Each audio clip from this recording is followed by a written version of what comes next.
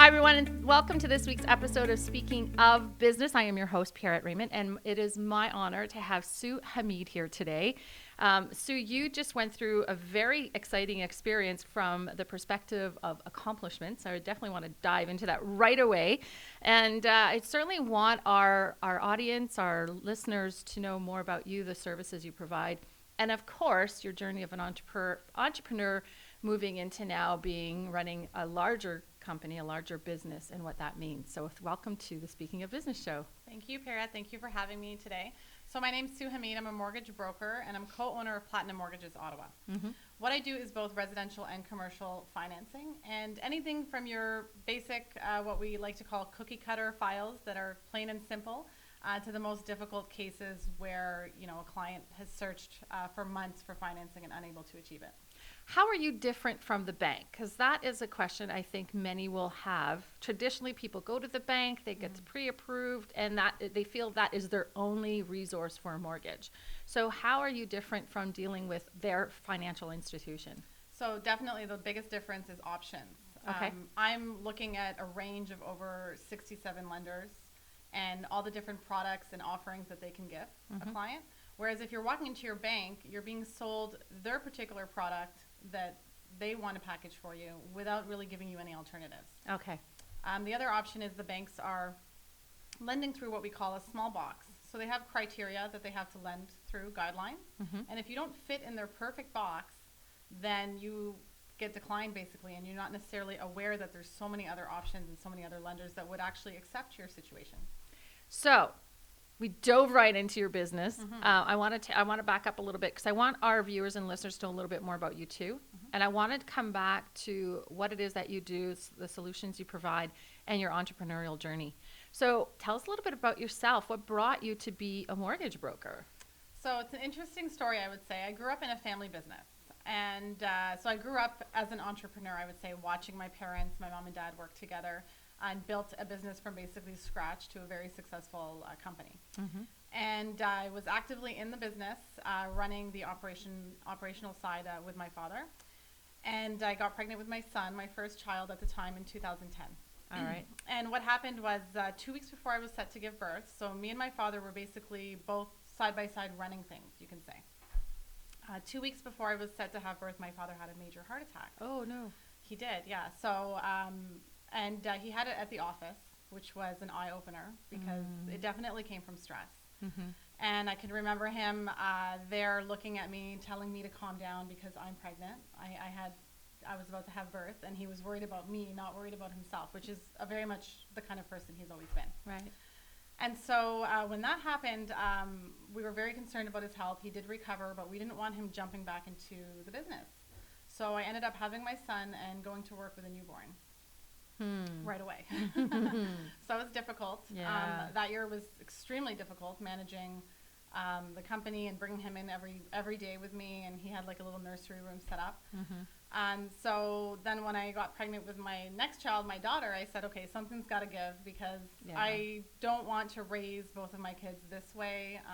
We loved the business. The family loved the business, but it wasn't what I wanted to continue to do for the rest of my life. So I started looking at options and seeing, what could I do and kind of dabble in when I first have my daughter, and I'm there with 2 young children basically, and to see what I was comfortable with and what different career path I could take. And I was looked into mortgage brokering basically based on a transaction we had done with a mortgage broker. Okay. And is it something, often I ask the entrepreneurs, the business owners, the leaders, the visionaries, where does that inspiration come from? Is it because you were already in a family business and it felt almost like this is the track I should be on? Or was it really coming from your heart and I really want to do this work? What was it for you? So I think it was just being an entrepreneur by nature, for sure. Right. I wanted to get into something where the potential was uncapped. I didn't have to work around someone else's hours. It was important for me to be able to make my own hours and still be there for my kids and try to balance. Right. And so I think it was just by nature, I was born into an entrepreneur family, so I could never envision myself, going out and getting a normal 9-to-5 job. Right, right. Yeah. So what is it about your work that you love? So as I started and got into it, I realized very quickly in the first 7 or 8 months that I loved it. I loved that every file is different. So there's a challenge, and I'm the kind of personality that needs consistent challenges. I'll get bored easily. Okay. So I love the fact that, every file was different. I love the interaction with my clients, their excitement and their nervousness and their emotions as they go through the process. It's like I'm going through the journey with them. So I really love that part about it. Especially when you're buying a home. Yes. It's exciting.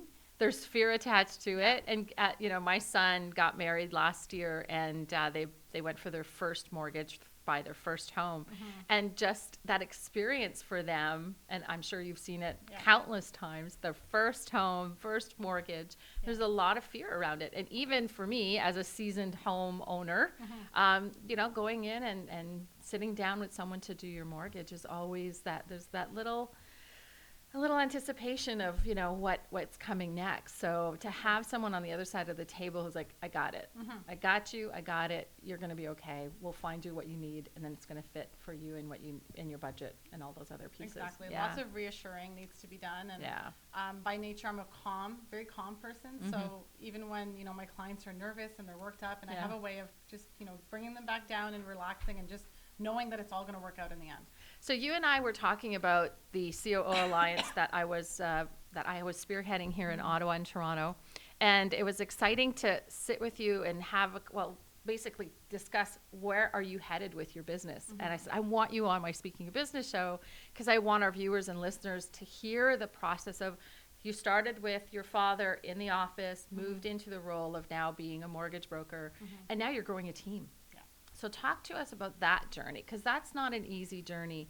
And I'd love for our viewers and listeners to understand that if you have a desire, you can do it.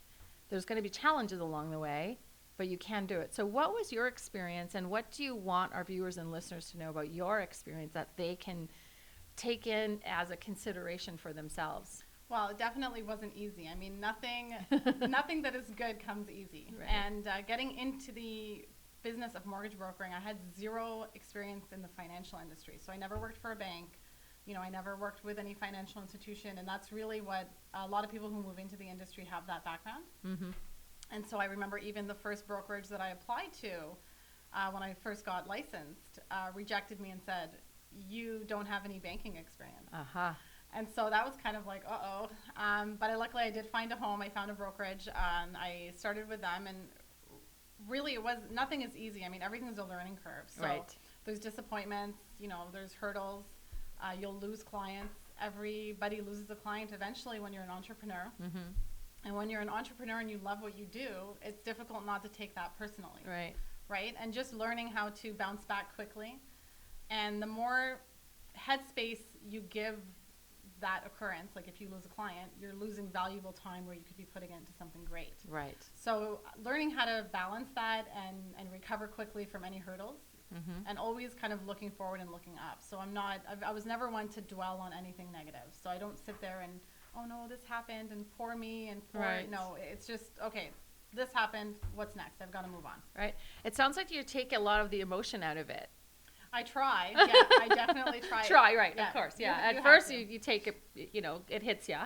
And then there's the logical part of it is like, okay, we need to keep moving on here. Yes. And I think I learned that from watching my family business growing up, is that when you bring in too much emotion sometimes, it clouds your judgment. Sometimes it can also prevent you from moving forward. So I'm a big believer in being in the right headspace emotionally is very important to move forward. When did you take that step now to, okay, I need to grow the team for you? Yeah. So at what point was it, okay, I can't do this on my own anymore. I really need to add some team members. Yeah, so I was under a different brokerage, and it hit a point where I felt like I needed to move ahead in my career, and I wasn't able to do it there. I already had, other agents coming to me for assistance and help and guidance, and I said, you know what, if this is one of the roles I'm meant to play, then I might as well just branch out and start my own team. So me and my business partner at the time left our brokerage. We didn't have any team members. We just decided to start on our own.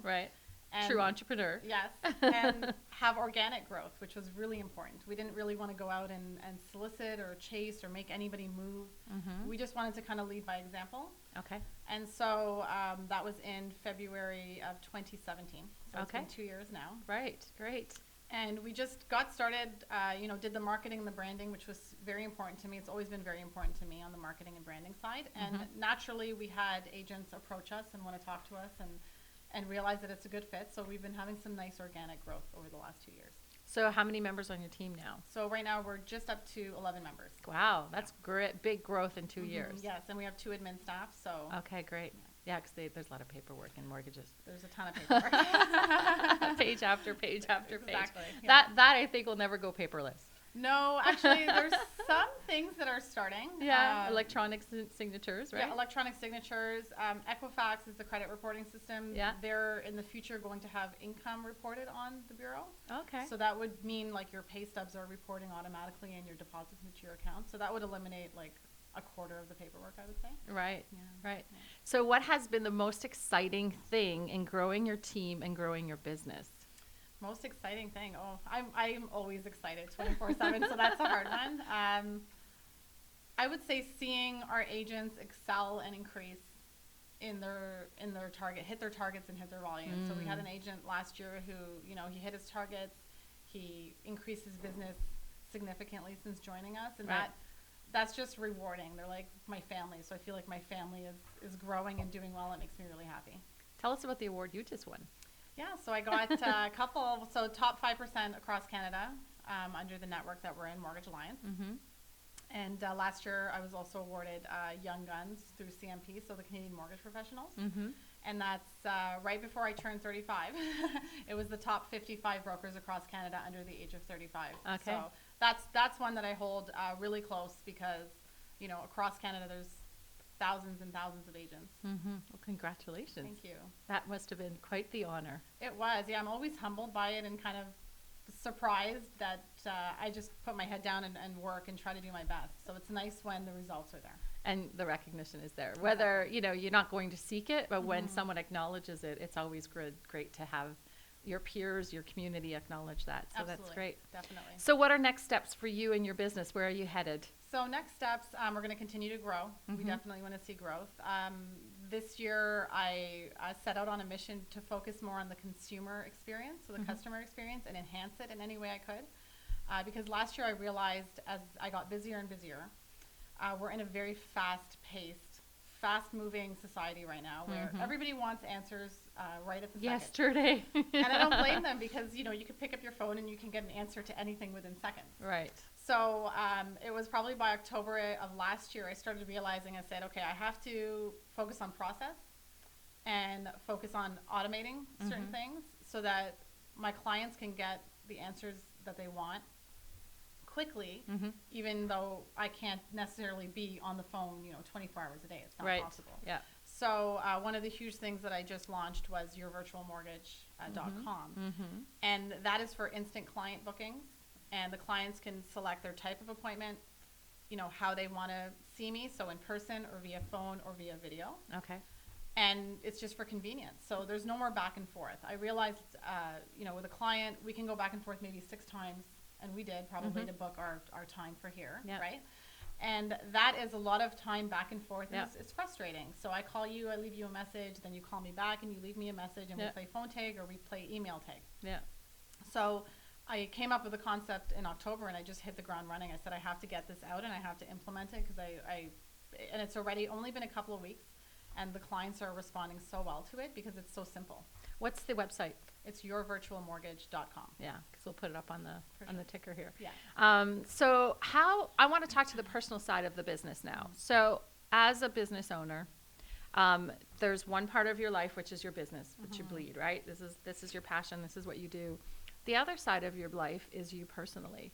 How do you take care of you as you grow your business? So this has probably been the biggest challenge from day one. And that's because I started with a 3-month-old baby and a 2-year-old toddler at the time. And I'm a very giving person. So when people need me, it's them. And often as an entrepreneur, you forget about yourself. And that's been a I've had to constantly remind myself and bring myself back, saying, okay, I've got to focus on me. I have to rest. I need time. We need a holiday. And I think that it's a struggle that a lot of entrepreneurs don't talk about. And there's no magic solution, like you snap your fingers and everything's okay. It's something that we constantly have to work on. And, you know, yes, I've gotten burnt out. I've extended myself too much.